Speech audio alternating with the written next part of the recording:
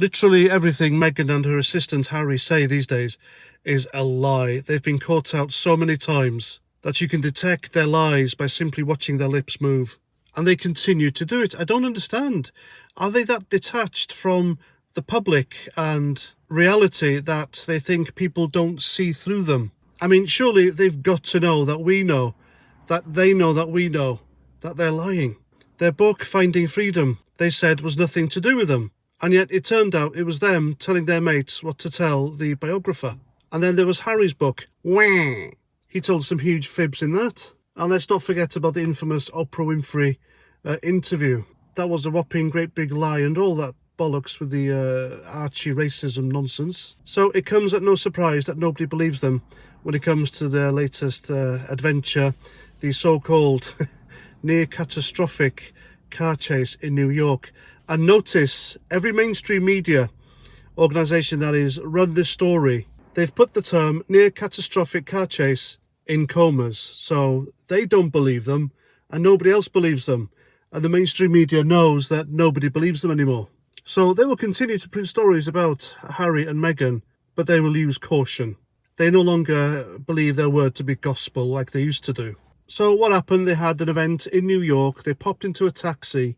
And then their account of the next alleged 2 hours is that they were chased Princess Diana Paris style around New York for 2 hours.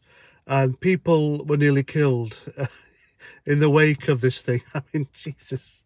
Now, there are various facts that can easily rebuke this complete lie. Firstly, if you've been to New York, you will know it is near impossible to have a car chase for 2 hours in that place. There are cops in every corner and every junction has, well, nearly every junction has a street light, and there's plenty of safe places they can go and drive into for safety. Secondly, the police have refuted this as well because they have their own police eyewitnesses who say this was nonsense and it's impossible and that their statement just doesn't add up. But the biggest smoking gun is the taxi driver himself. This is the guy who drove them wherever they wanted to go and said, yes, the paparazzi did chase us, but it was just a normal drive. It was literally stop-start because of the traffic lights, because of the junctions, and it wasn't 2 hours.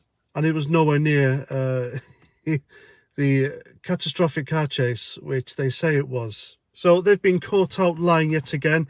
And there are two possible reasons why they've done this. First, Meghan and Harry wanted to be seen in a huge motorcade because they're famous celebrities, aren't they? But instead they had to have a taxi. So Meghan, being infuriated with being caught driving or being a passenger in a lowly taxi, so she came up with this bollocks. And second, which is probably the most plausible, Prince Harry is still trying to make a fuss here in the UK and insisting he gets police protection whenever he visits the country.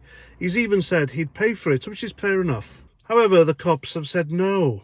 And the reason for that is you are nobodies now. You're no longer in the royal family. It's not our job to provide private protection. So if you want that, then go and ask a private security firm. And so, not being used to being told no by someone, both Harry and Meghan cooked up this whole story and trying to invoke the memory of Princess Diana's death in a Paris underpass after being allegedly chased by paparazzi down there, and thus get public opinion on their side. If that's the case, it's very sick indeed. Using your own mother's death to try and get what you want, it's just despicable. What a horrible pair they are. And I told you something would happen around the coronation, before, during or after. It turns out it happened after. And this is yet another reason why nobody should ever be taking their stories serious whatsoever. And there we go, that's my video. Hope you like. Let me know what you think in the comments. Until the next time, Roger Trout.